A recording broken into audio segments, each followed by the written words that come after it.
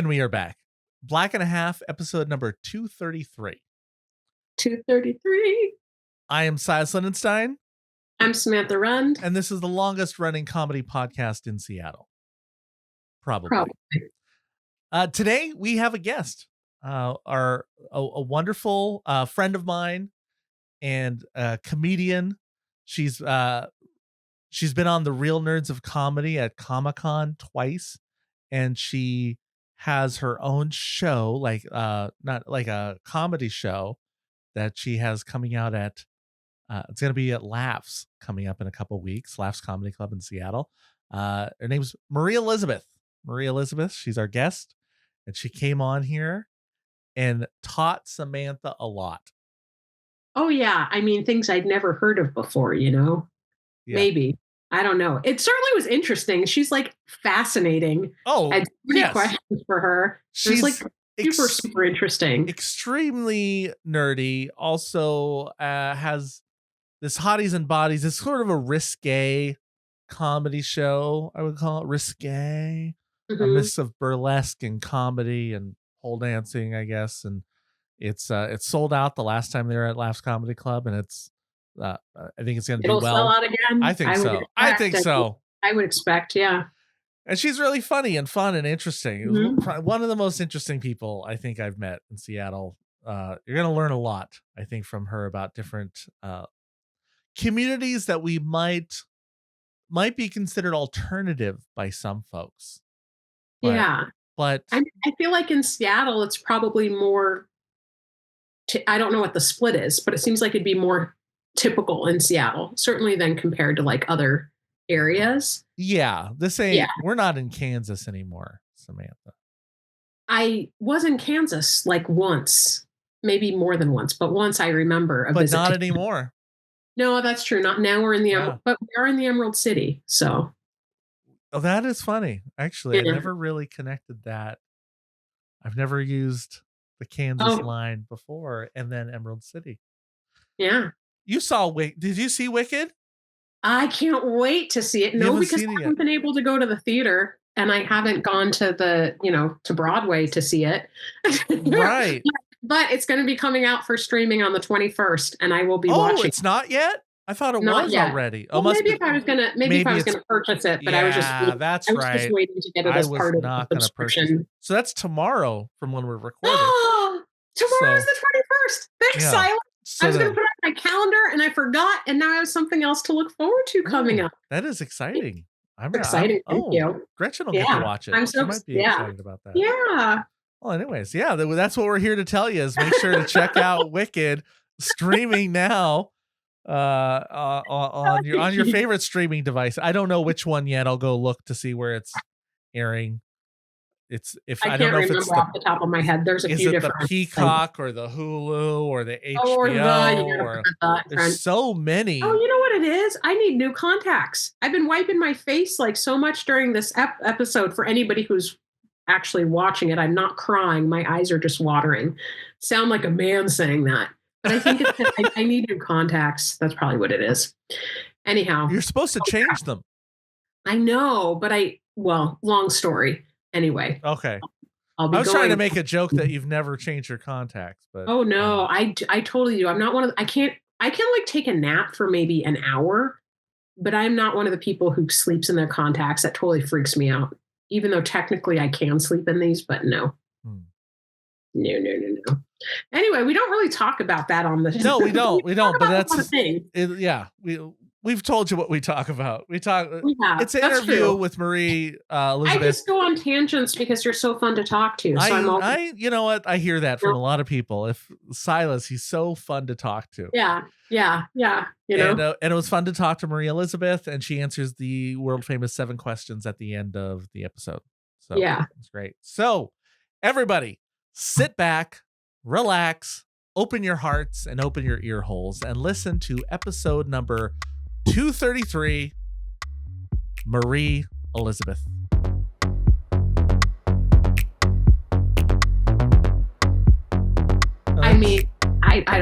I mean, that's a work area. It looks great. Marie, I love the mic up there. I think that's great. You look like a professional. Like Oh, that's I like to pretend that I'm a professional. I'm kind of jealous. 'Cause now I want a mic in the top corner where it's not. Yeah. So I'm gonna steal this idea. You're changing the show. I love that. I love that I can be such an influence.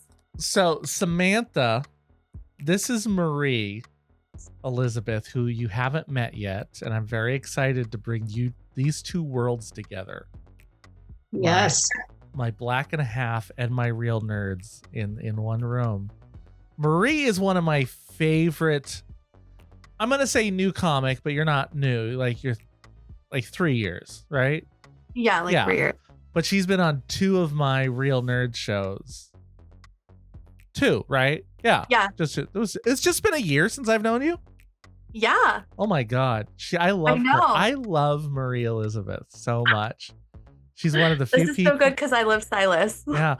I had her. I was like, when I did that remember that Geek Fest thing, Samantha? It was in Everett, and it was gonna be like my headline. I got the headline. Yeah, I think so. Like Marie was one of the people I messaged them. When I said you gotta get Marie Elizabeth. I'm gonna say. I was like, please get her on, and got her on the show. They should have had her on my show because she rocks. Marie actually does nerdy material.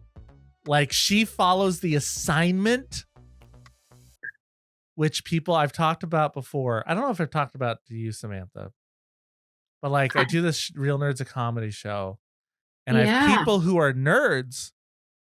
I do this at Comic-Con for people that don't know about it. People who are nerds for years that I've known them, and I just haven't had them do the show because they never do nerdy material, and I don't really think about it, right? You never let me be on the show. You said I wasn't nerdy enough. Well, one, you're not. Okay, we'll get to that. But then I'm like, fine. Okay, you're going to do nerdy stuff? And they're like, yeah. And then they do like one joke or they say, I'm so happy to be here. And then they do 5 minutes of pot material or like just their normal bar set. And I'm like, well, why were you upset about not doing this if you're not going to actually do it?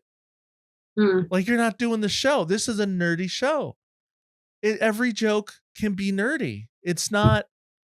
That's why the audience is there, to hear you talk about Stargate and Star Wars and Star Trek and anime or whatever. They want to hear you talk about this, and that drives me bonkers that people come and they don't do that. And so then Marie came and she did solid nerd set. Solid nerd, no crumbs left. That's right. Yeah. Marie, what got you into comedy? What was the draw? I guess I haven't seen you do a non-nerd set yet. Well, that's okay because I also do some nerd jokes like in bars, and then people say like, maybe you would get booked more if you were less nerdy. But what got me into comedy was just like not having a great home life and seeing like Robin Williams and other people that just had so much energy and so much delight on stage, and just feeling like I wasn't alone in that. And so then I just like got really into just consuming stand-up and all sorts of forms of comedy. So that was like a childhood thing? Yeah. Like since I was. So what made you at 3 years ago finally go? I'd always wanted to do stand-up, and I had gone after high school. I went to film school, and I wanted to tell stories that way. And I became disenchanted because it was during the Harvey Weinstein era. Oh.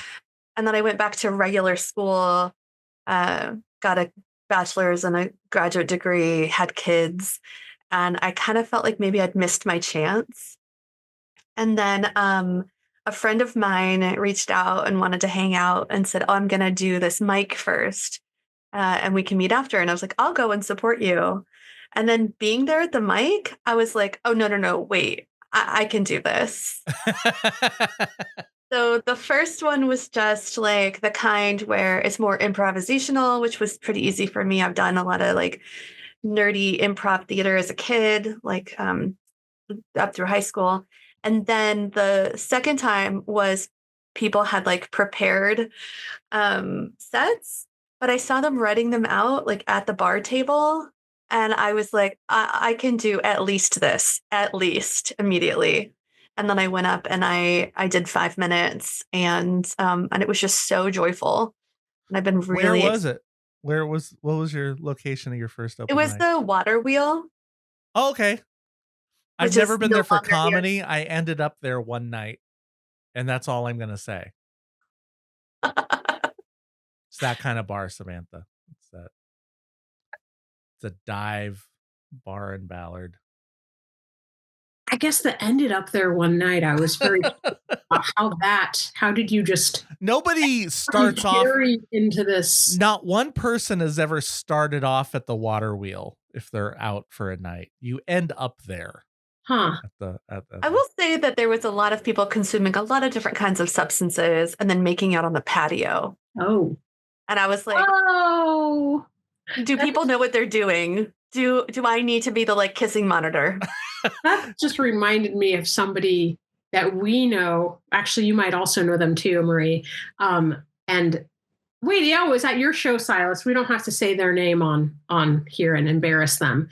But it was actually at a show that I was featuring for you that you were producing. We will talk about this off air. I know exactly what you're talking about. Yeah, I'm not going to say who it was. I'm not going to say who it was, but they were blatantly making out. Oh my God. During my set. I have probably longer. And it was not a big area. Like it was a small bar room, not a big area. And they were just like totally making out. And it's funny to see grown adults just making out in a bar.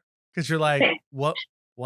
I mean, and were they drunk? I don't know if they were drunk or not. I don't think so. I think they were either. They were just making out and not just totally like, not like just, a little flirting and a little peck here and there. Like you're like, oh, how cute. It was a make out. Like they were on a couch, kind of like, what's going on? that was wild. I hadn't remembered that story. Neither. It was weird enough that we both remembered it and it was like years ago. Once you brought it up, I remember because it's the only time that's ever happened to me. Right? Yeah, I think it was the only time. Same. I performed comedy at a swing club Swing dancing? No. A swingers club. And they did not make out during my set. That's just wild. It was more inappropriate. Were you a little disappointed? No, I was. How dare you throw the keys down? Oh my gosh. No, I was relieved. That was the first time I ever performed for a sober audience. Like I knew it was completely sober. And that was weird. Yeah. Oh my gosh. It was strange. Well, it was more the watching the people go by with on a leash, just walking by. And I was like, oh, I learned a new thing. I mean, I had seen that before on HBO Real Sex. I used to watch that when I was. So I was imagining this as like a swingers party with like sort of like vanilla people that just swap. But this sounds like more like a kink party. No, it was one of those clubs, like the swing club, not at a house. I wouldn't have gone to a house. I don't know. Invite me to a house, I feel like I'm like, I don't know what's gonna happen here. You leave your underpants at the door. Yeah. That's what it would. Gosh, I just have so many jokes. I like that you said like, just a vanilla couple swap. Because that's already like Rocky Road to me. Like that's what like. But Seattle is known, right? Like this area, this neck of the woods is known to be a very like risque area, right? Like from Portland, and that's like Seattle's Amsterdam. Wait, Portland is Amsterdam? Yeah. So that's looser than Seattle? Oh, I mean, like way more sex positive. I could talk for so long on sex positive culture in Portland versus Seattle. Which also, I mean, you'd have a show as well that you produce. Yes. That you've produced at Laughs Comedy Club, and you'll have another one coming up when? A couple weeks, right? A few weeks? It's going to be April 17th. April 17th. Hotties and Bodies. Samantha should do your show. Yeah. That would be hilarious. Is it at 2 p.m? It is. On the This one on the 17th is going to be 8 p.m. And then we've got another one July 5th, and we're having an early show and a late show, like 7 p.m. and 10 p.m. So tell her about the show. I don't know when I'm ever going to be able to do comedy again. Tell her about the show. Tell us Okay. about the show. What is the theme of the show? So it's kind of like harkening back to old-fashioned comedy. You know, when we were in vaudeville and it had burlesque and comedians. So it's burlesque and comedy and pole dancing. And people do take off their clothes. Yeah, I think Silas is making fun of me. I would be completely uncomfortable. Pole dancing as an athletic event, I would totally be like, get me one of those. But I will sound like the most buttoned up, sort of like, you can't have lived in Seattle for this long kind of person. I'm like, hey, people, you do you. Like, as long as it's hurting anybody else and everybody's, like, as long as nobody's hurting anybody else, cool. But so does it go, but is there like a comedian and then burlesque, or is the comedian doing burlesque? Okay, well, it alternates. So a dancer and then a comedian. Okay. But sometimes the comedians will say, can I please strip? So this next show, we're going to have like 4 comedians doing sets. And then 3 of them are also going to do burlesque. And then another comedian is just going to do burlesque, has been working on like funny burlesque. I thought that they were like stripping while doing their jokes. And I was like, how's anybody going to hear their punchlines? Oh, yeah, no. You tell your jokes and then you have a cue for your music and then you take off your clothes. If you want to, it's not a requirement. There is a show in Portland that they do they do strip while they. There's a lot of stripping in Portland. I will say that. Portland, my hometown, more strip clubs per capita than anywhere else in the United States. Full nudity in bars. Because you told me earlier that there's a rule in Washington. What did you say about the no nudity? You can't have any nudity around alcohol. So you got to cover up your buttons and holes. Buttons and holes. I like that. I heard that terminology from like, so people can't go anywhere if they have a crop top on. Is it? Oh, you mean like a belly button hole? Yeah. Who said button? It's not I Dream of Jeannie laws. Not that kind of button. It's just nipples and genitalia. Oh, okay. Because I was like, a button. The only body button I've known of is like a belly button. No nipples. Oh, okay. My kids, I call them belly holes. I say belly you holes. do? That creeps me out, man. My daughter, she'll pick up my shirt and see my belly button. She'll go, hole, mommy, hole. And I'm just like, no, it's a belly button. It looks like a hole, but it's a belly button. And then I'm like, it doesn't look like a button though. So that is pretty confusing. It doesn't actually look like a hole. You can't see like all the way through it. But I mean, for a kid, probably, and Silas, looks like a belly hole. Well, I would say that something fell in their belly hole, and so I had to go get it out, and so I tickle them. So, yeah. Everything I do with my kids is based around some joke of some sort. And I made up a joke for it. I fully support that. Yeah. That's good parenting.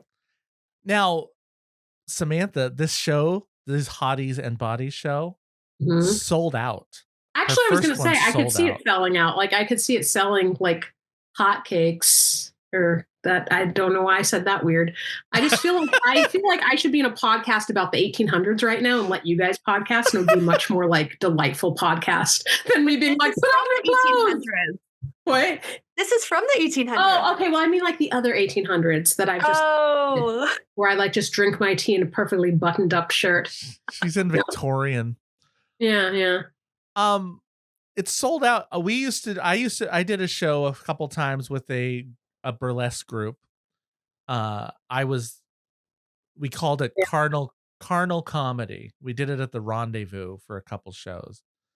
And they sold out. They did like 2 shows a night, and I got 3 comics, and they would come perform, and then there would be a strip, and then or a burlesque, to burlesque. It's a verb too, is it? Burlesque. Burlesque dancing. It's a verb and a noun. Yeah. Yeah. So we alternated, and I learned a lot about how to do comedy with that, and people love it. Like audiences loved it. Yeah. I'm just, at one I feel like point, this in Vegas. Like, Hmm? I mean, I don't know. Maybe there was, and it just wasn't advertised to me for some odd reason. There's So burlesque in Vegas. Carousel in Vegas, but no, I haven't. I mean, I've been to Vegas a few times, but I don't remember ever hearing of a show like the one that you're producing that's selling out here. Do you know, where it's like the mix of comedy and burlesque and I wonder if 1800s. it's not as overt about what it is, because I think the burlesque shows have like hosts who are funny. Well, I've definitely heard of burlesque shows. Actually, been to a couple burlesque shows, but which might be surprising from the conversation earlier. But like, performing in one, I think would be like frightening, but probably very empowering for people, right? But frightening for me. But no, just like the combination. I don't remember there actually being like a comedian there. Maybe it's been a few years. Maybe there Marie, was. you might have to hit Vegas. Yeah. I would love to do that. And in Vegas, like, can't you have like a family show where people are also topless? Like, aren't the rules just really different in Vegas? Well, I don't know. I don't know show. if you can be topless in those shows. Unless you're for a guy, but Yeah. that's, I don't really know. I haven't looked into that. I don't know. So your comedy there, is it nerdy there, or is it sexual in nature? It's very sex positive, but also very nerdy. I think that there's just like this like incredible Venn diagram of just neurodivergent, kinky, sex positive people. Because when I told some of my nerd jokes there, just the setup, they were howling. And that was so affirming. Just like, I found my people. And I promote the show on FetLife. So a lot of people from FetLife are there. Do you want to explain to those of us that don't know what FetLife is? Yeah, FetLife. I think of it like Facebook, but for pervs. So, like, instead of like a profile photo that's my face, it's my boobs. And Okay. And you can just like promote like events on there. You can do personal ads and stuff, but mostly I'm just like, come to my show. And then because it's the Seattle area, last show I had like 100+ people that RSVP'd maybe, and like 40 that RSVP'd yes. And I just like put a post out there that was like, literally, you guys are the worst. What do I have to do to get you to confirm and just say that you'll come to my show? You already have my nudes. What else do you want from me? And then they RSVP'd yes. So I think that that's a big reason that I got it sold out. Well, that's great. So you had your nudes out? I already had them out. They've been because how you sold them, like, yeah. I was just like, what else do you want from me? You already have the nudes. Yeah. Are you like not I'm sorry. I'm like, why am I saying this on here? But there's got to be a listener out there that's wondering the same thing I am. So I'm just gonna. Or you're not afraid of being attacked? Like, it's amazing that you're not like afraid. Like, I would be afraid of being attacked. Like, I don't like sharing physically attacked. Yeah, I mean, because if you have like, it's your body on a site that's like Facebook. Like, I'm just thinking what you said. It's like Facebook, but for perps. Mm-hmm. I hope I'm not like bumming you out with my questions. No. Okay. Because like for Facebook, I'm already a little bit like try to be careful about what I put on it, right? Because you never know like who else is on Facebook or whatever. But if it's like Facebook, but for pervs, it just seems like it would require an additional level of like security for people to not like, you know what I'm saying? Yeah. I think that there's a lot of things happening for me all at the same time that might not be your jam for like the level that I feel like I'm out there and authentic. Like I'm also a parent.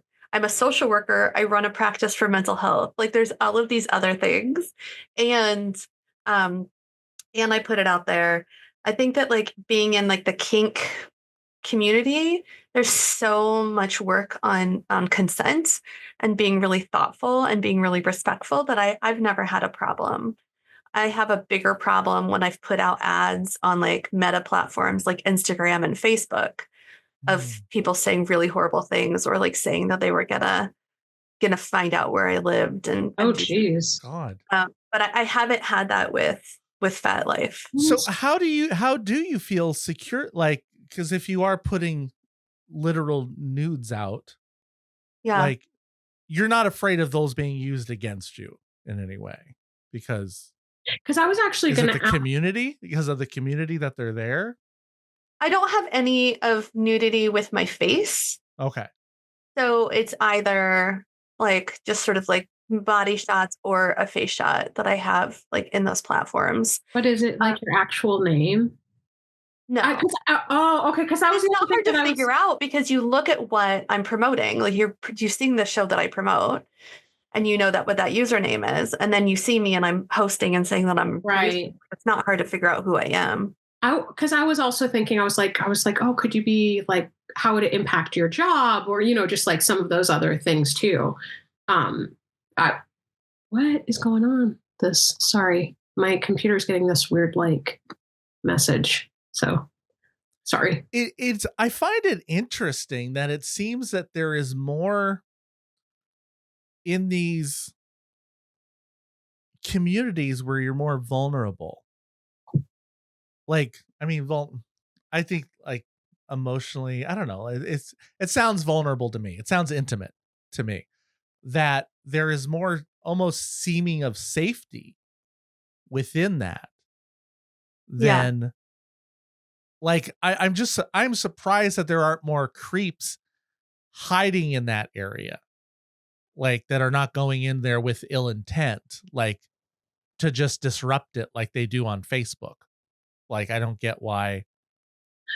Do they just not think of it? Are they just Yeah, like, and also if you creeps are listening to this, you shouldn't don't do that. Yeah. Don't do that. Don't do that, creeps.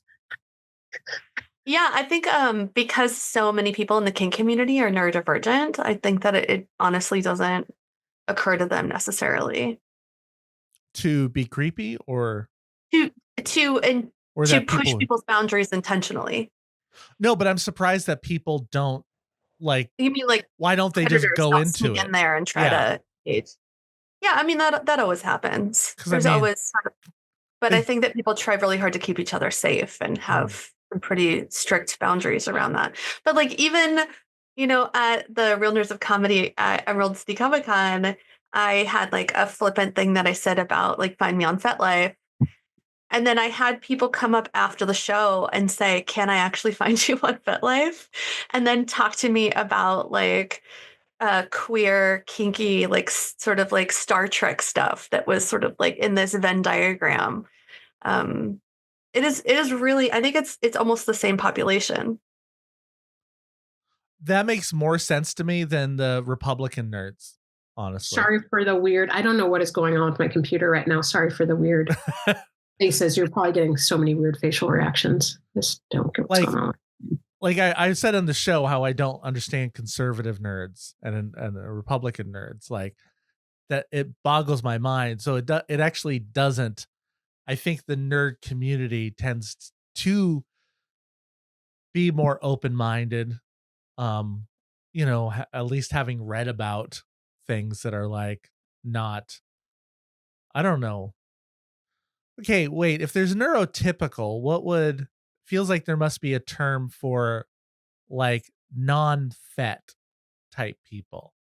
Is that vanilla? Is there a kinder word? Does that not feel kind? It doesn't feel. Well, my wife does. When I say vanilla, I think sometimes she does take that as a little like, hey, even though she's like, because people normally use it. People normally say it in a way where it's like rude. You know what I mean? I feel like people normally use it like an insult, like, oh, you're just vanilla. You're just so vanilla. You're like, oh. Nobody ever goes, you're so vanilla. Like, you're with enthusiasm. Even though vanilla is a solid taste. It's classic. It is classic. I think vanilla.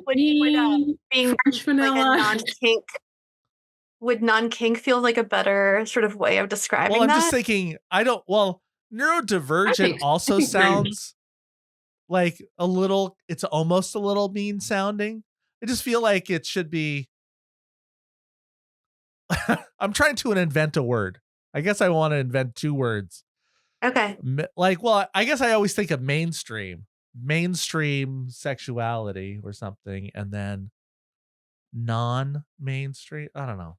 Okay, I'm well, gonna work I on this. wanna I wanna just pause on sort of like the neurodivergent element of it. Yeah. So neurodivergent humans, because this is actually like my day job specialty is just neurodivergent humans and mental health and stuff. Mm-hmm. Um, but we generally, and there's no research that I've read on this. This is just my experience and talking to a gazillion different neurodivergent people, but they tend to fall into like more of like an asexual spectrum or like a hypersexual spectrum. Um, Oh. and and wherever they fall in those two spectrums, that doesn't mean that they're not involved in kink, even if they're asexual, because a lot of kink isn't necessarily sexual. It's just different. So there's a lot of things that are like sensory wise, really pleasurable or regulating to somebody that's neurodivergent. Like just like somebody lying down on me, or maybe like a thuddy, like flogging. What? Might be like A flogging? really flogging. like What's boarding school. is that Like not like it's beating? like a leather Oh, I flogger. had the right Oh, word. Okay. leather. I was thinking of like the paddle from those old school boarding school movies. Like you didn't. Is it okay if I info dump for a second about sensory integration? Yeah. It's Okay. interesting. Okay, so did you know that there's 8 senses? So there's 5 that like everybody knows about Okay. that you learned about in elementary school. And then there's one that's called interoception, and it is your connection to your body. And so a lot of times, um, when we are taught as neurodivergents to not respond to itchy sweaters or whatever it is, we like turn our interoception down. So it makes it difficult for us to know what our emotions are, if we have to go to the bathroom, if we're hungry, like all of these things. It's just difficult for us to connect with our body and understand what's happening. And then there is vestibular, which is the thing in your inner ear that tells you when you're in motion. So people that like that really like moving through space of skateboarding or swinging or spinning. And then there's proprioceptive. And proprioceptive is in your muscles and connective tissue. And that can be sort of being in small spaces, getting squeezed, heavy like weightlifting.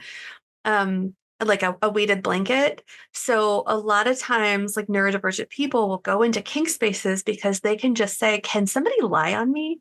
Can somebody put me in this tiny box? Can like somebody like do this specific sensory input?" And then there's always somebody that'll do it, and it doesn't necessarily need to be with the idea of achieving orgasm. So kink is not sexual. Yeah, that's the thing that was that I was just going to ask that because I was like that since that's like for a specific sensory need that's not a sexual need. I'm Yeah, surprised to hear that would be all of considered. that can be in the kink umbrella. Sort of the Okay. need to have a specific thing so that you can have an orgasm, that's more of like what a fetish is. But kink is a really big umbrella that's just, do you want me to take this spiky thing and roll it on your body? That's kink. Because like, couldn't somebody who wants to get a deep tissue massage, if that wasn't that's so common, if Yeah. it wasn't common, then somebody would call that a kink, right? Yeah. I mean, like you could totally go into a kink space and ask somebody to just like really dig into your muscles. And there'd probably be somebody that'd be into that. If you just think about it as sensory input, I think it like demystifies a lot of what happens in kink spaces. Do you think that some people have like a kink that they want, but don't understand that it doesn't have to be sexual? Yeah, well, I think it's because we just are such a puritanical society that it just becomes difficult to even like think of asking about something. That because I was just thinking about like kinks that I've heard that I'm like the baby things, like being in the fetal where they don't even end up sex isn't actually involved in it. or maybe it does become later, but like I was like, oh, maybe they just needed that one thing, but then it's assumed that they have to keep doing something more, or it seems extra. Like people will accept you to do things if they think it's your sexual kink. Then they're like, well, that's cool. Okay, that's just their thing. But if it's just something they need, it's like, well, that's a little bizarre. Like, what do you mean you just need that? Like, no. If it's not going to result in that sexual part, it seems odd to them. I think. Yeah, I think This that we is like really get into sort of like structures that feel more like binary. And so the idea of like, like just as an example, if somebody like really loves soft touch of like, oh, I'd really love it if I was lying down and I had all of my friends while I'm naked rub feathers on my body. That would feel both like really loving to me from like people just like taking care of me, but also that would feel really great of just the sensory. Uh, that doesn't mean that it needs to turn into like an orgasm. Like that would still be. like my whole body tickled when you did that. Like that sounds like I mean, it sounds horrifying like a to me. That's torture. not my jam. like oh, little tickles. I mean, that'd be amazing to have that many friends all like fly in from around the world to just come see you, but naked? Oh, I don't know. But she didn't say naked. She said, I did say naked. She did say did naked. You? Oh, yeah. Just as an example of like what it is to just have your full skin out and have this like caring activity that doesn't necessarily have to be sexual. Wait, but they're naked. But wait. So there's lots of people that are naked and they don't have sex. Yeah. We're not talking about married people. We're talking about just other. Well, as that's what happens when you go to the Korean spot? Oh my gosh. So I've never been allowed back. I mean, oh my gosh. Wait, Korean spas I'm still caught up on the semantics of this too. Like, I feel like I need to look it up, like, because just you did explain the difference between a kink and a fetish is the fetish, it's more sexualized, but a kink, I'm still like, wait, so I don't understand why certain things are called kinks. I still don't understand that. Well, and I'm curious about that because I feel like there's so many things that would be kinks if they weren't just, I don't know. Kink is what? My guess to your senses. Marie, I have a guess. It's that because of our puritanical society that we've turned the word kink to mean something naughty when it wasn't originally intended to mean that. Yeah, like what does it mean? Right? Is yeah, that right? I don't know. Oh, you don't know. And I'm part of the community and I don't know. I'm definitely not the authority on that. You should write a book on this. You're a clinical person. This could be your jam. It would be really fun. Have you ever read Victorian erotica? Have you seen my library? No, I haven't. Yeah, your library of all of the Victorian erotica. Yeah. It's just another time when there was like a really puritanical society. And then what they wrote for erotica would definitely all be basically considered kink now. And I just find it really interesting of what happens when you sort of like repress people. What are the things that they're interested in? Sorry, I did not hear that. I'm going to have to listen to the episode so that I can hear it because I was looking up kink because it was really bothering me. Did you find a definition of kink? I actually found a couple. One, I forgot, like, hello, my hair. Short, well, it's a little like out now. But I was like, right, duh, hair. But a clever or unusual way of doing something, cramp in some part of the body, imperfection likely to cause difficulties in the operation of something, or unconventional sexual taste or behavior. So I'm like, oh, no wonder why it seems like there's some confusion for number 3 and number 6. To me, I think like number 6, the unconventional sexual taste or behavior, that was completely what I was thinking before our conversation.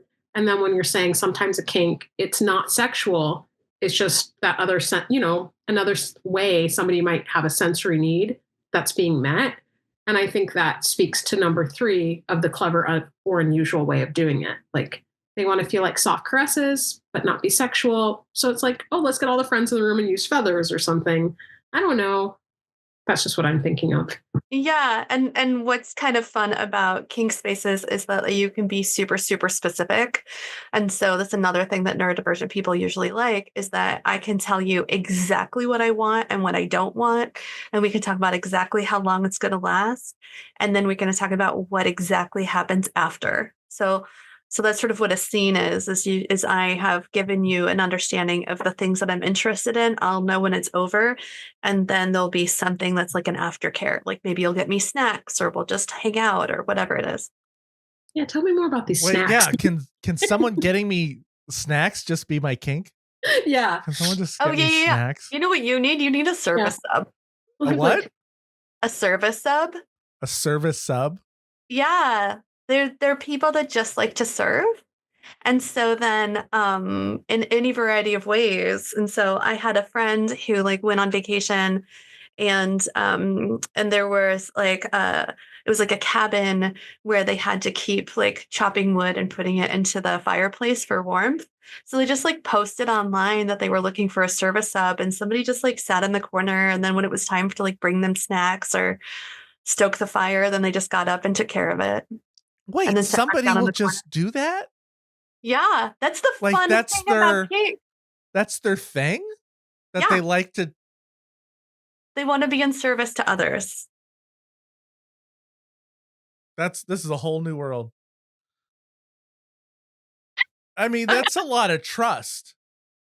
Yeah. I think it's a lot of trust that there's people not manipulating that to be like, or also letting a stranger into your home and giving them the axe and being like, have at it. Like, yeah, there's a lot of trust all the way around. Absolutely. it's like I need my bonsais watered daily.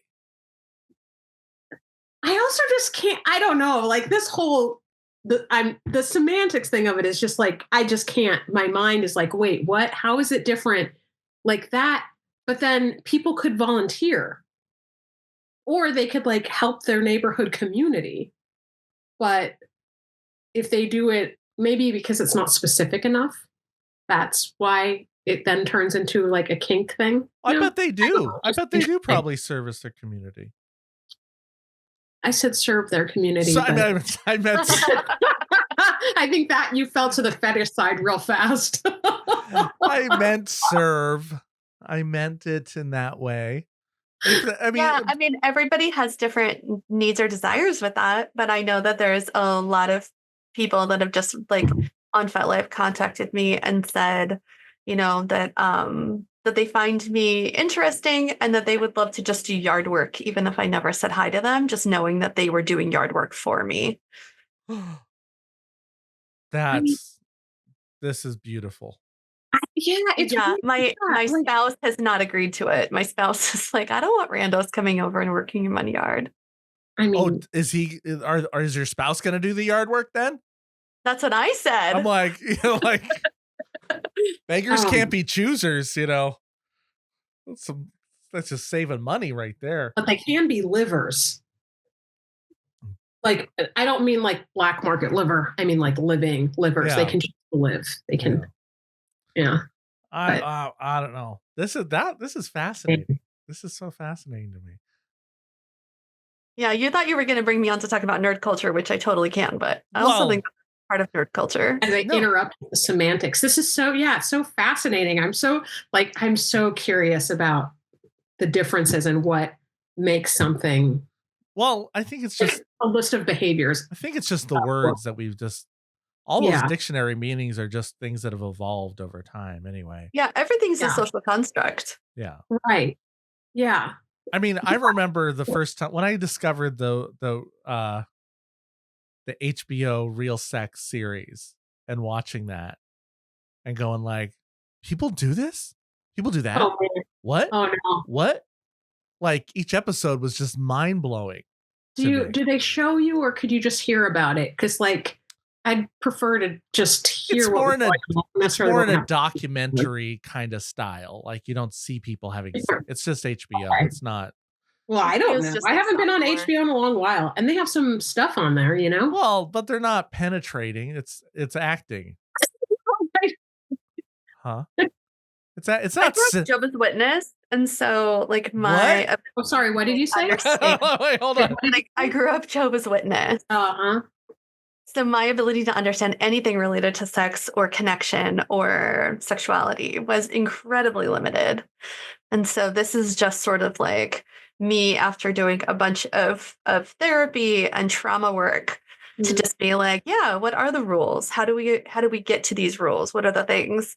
And there's so many times that I've just like really embraced being neurodivergent and just asking a million questions. And so I had a friend and he just had he got a new girlfriend. I made a joke about us watching a movie together and snuggling. And he's like, oh no, I can't do that.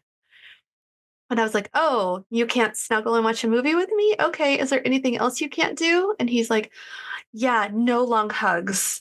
And I was like, how many seconds is a long hug?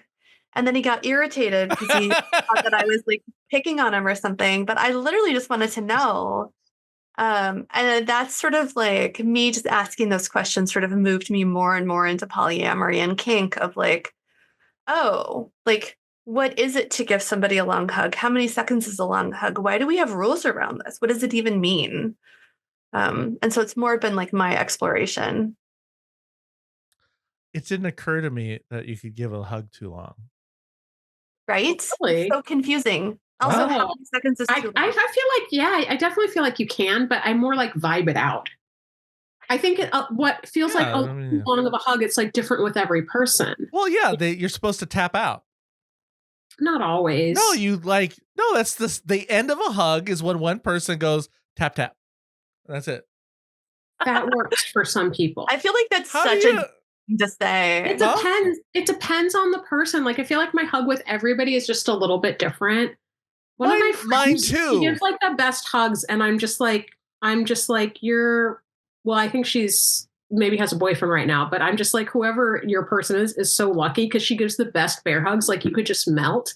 But like I have a few but then other people, the hugs are just more like. How do you know to end the hug? Like you feel like they hug you with their soul, and other people it's just like almost like a handshake, and other people it's almost like a high five. Like I just find hugs to have such different vibes. How do you know when a hug ends if there's no signal?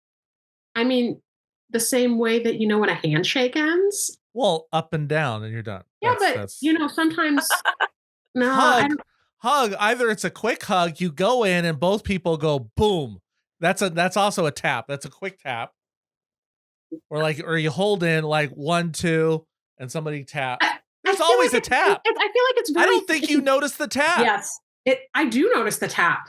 I'm pretty sure when I give you a hug, we give each other a tap. It's like I haven't seen you in 7 years. So and that's the kind of hug we're gonna. I know. You know what? I haven't seen you in so long. When I see you, I'm gonna pick you up and twirl you. It's gonna be beautiful.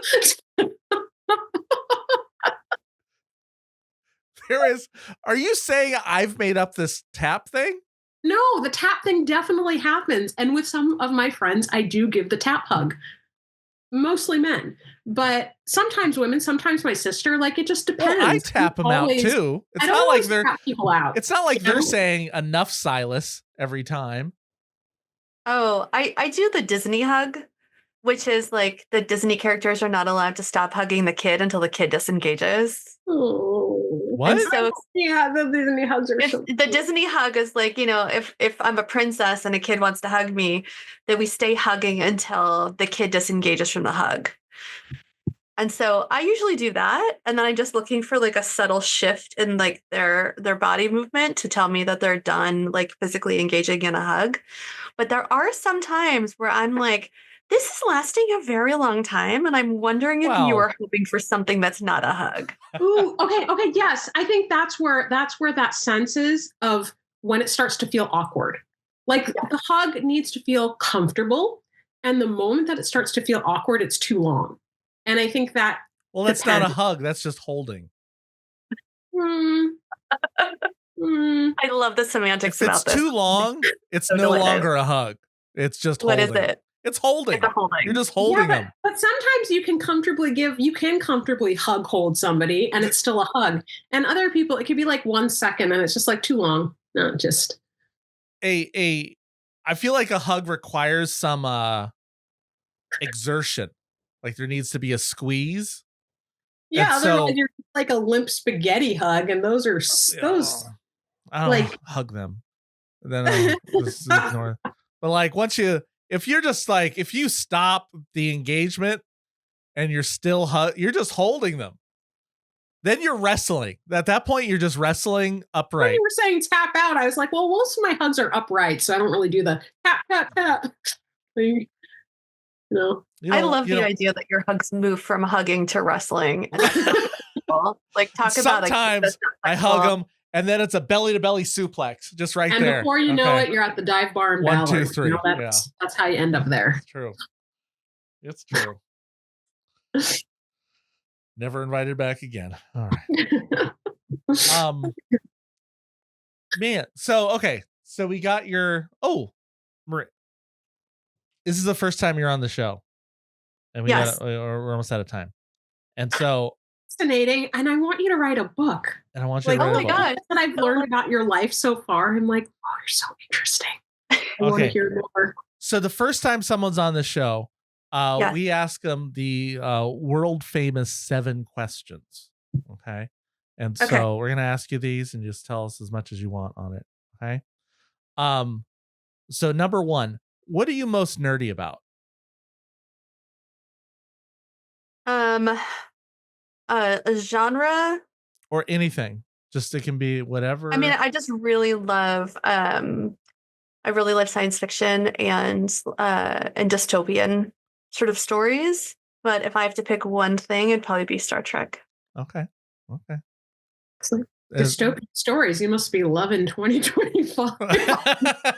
Yeah, I wasn't hoping to live through dystopia. No. Also, I keep thinking I'm too old to lead us through something. That needs to be a 16-year-old who doesn't have asthma and chronic health issues. Yeah. So I'll just be on the sidelines. All right. Number 2, what's something that you love to eat? Apples, Honeycrisp apples, apples. I have very specific things that I like to eat, and I will say that is always a crowd pleaser for me. I'm the crowd. Right. Listeners of you realize they've heard their first 2 answers and they're like, no wonder Silas loves her. Okay. Number 3, what's something that you love to drink? Water and vodka. Together? I have a great color scheme. Well, I like soda water with my vodka. And then I like to get it in a tall glass so that I feel like I'm hydrating. I'm like, it's mostly water. That's how I feel about coffee. I also love coffee. And I'm like, it's mostly water. That's hydrating, right? Sure. Okay. All right. Number 4, what kind of music do you love?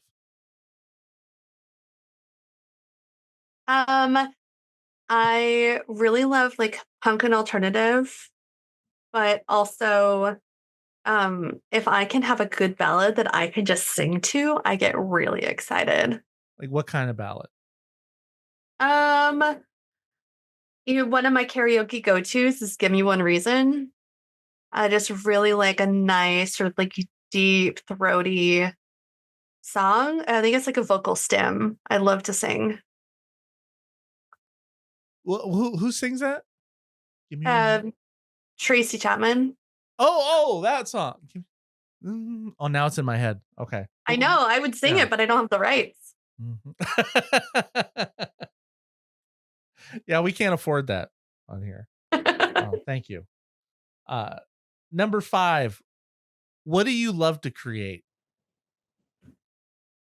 I think that it goes to sort of all of the accumulation of things that I've done in my life. I, studied community psychology and film and all of these other things. And I just want to create an environment or a situation that creates delight and healing. I want people to be in a space where they feel like they can be their authentic selves and not self-conscious. And so I think it's difficult because it varies. but that's my ideal. And then the way that happens can be in different things. So sometimes it's my set, sometimes it's me telling really nerdy jokes, and then knowing that the people that respond to that are really feeling seen and understood, because there's healing within that space. Love that. Number 6, what's a game you love to play? My favorite video game is The Legend of Zelda.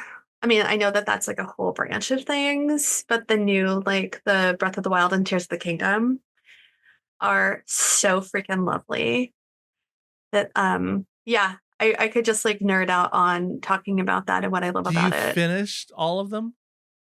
Yeah. But it's so hard because I have hyper empathy. And so then I have like all of these things where it's like, hurry, you need to go save this person. And then I run and do it, but then I don't stop to do the side quests. And then after I finish the game, I have to go back and do the side quest. But I get so anxious having people tell me that they're relying on me. That like I finish it too fast. And then, like if there's like a little merchant that's like walking around and saying, will you please look at my fare? I was like, of course I'll look at it. I don't want to hurt your feelings. While I'm there, I'm like, I guess I have to buy something. I don't want you to feel bad that like your stuff wasn't good enough. And I know that doesn't help me in gameplay. Do you get stressed out if you are watching a show or TV series or movie and somebody's about to make a bad choice? Does that stress you out? Oh yeah. I get super stressed out by that too. So like when you were saying this, I'm like, oh, I bet you also do. It's so hard. Yeah. Sometimes I'll talk to the TV, You're like, don't do that. You gotta stop. That's where I get my black card back, Silas. You're talking to the screens. Huh? There's some things that I just can't watch. Like people are like, Breaking Bad is amazing. And I'm like, ooh. I was able to watch it. I talked to Silas about this like a bunch on the podcast too. Well, I feel like it's come up several times of what I can't watch anymore. Like after having my daughter, I can't watch a bunch of stuff I used to be able to watch. Like I watched Breaking Bad, like Sons of Anarchy. I watched Game of Thrones a couple times through. I watched like all this stuff. I don't think I can touch that for another like 30 years, even go close to it. Parental anxiety is really hard to manage. All right, last question. Yes. Number 7. In 100 years, when someone reads your biography, what do you want to be remembered for? Oh, this one like cuts to the quick, dude. I mean, I think that there's a number of things, which is first, I just want to know that I was a positive influence on something. I want to feel like I made the world a better place in some capacity. And then I have, and I know that this is part of just my neurodivergent anxiety, I have such a perseverance of like, that I'm secretly doing harm. And so I want them to be like, oh, she wasn't a terrible white person. Like that would be such a compliment for me. Like, I don't want somebody to be like, oh, she was okay for her time. I want them to be like, oh, she was actually an okay person. That's nice. You are more than an okay person, Marie. Oh, thank you so much. Well, thank you so much for coming on the show today, taking your time out middle of the day to do this. I really appreciate it. It's so lovely to talk to you. And I didn't even tell you all the things that I love about Star Trek. So another time, maybe. Oh, absolutely. We will be talking about that soon in another capacity. Samantha, did you want to say anything? Yeah, lovely to meet you. Such an interesting conversation. And if you write a book, let me know. I will definitely want to read it. Okay, wonderful. Thank you. All right. Thanks for coming. Thank you for having me. Black and a Half.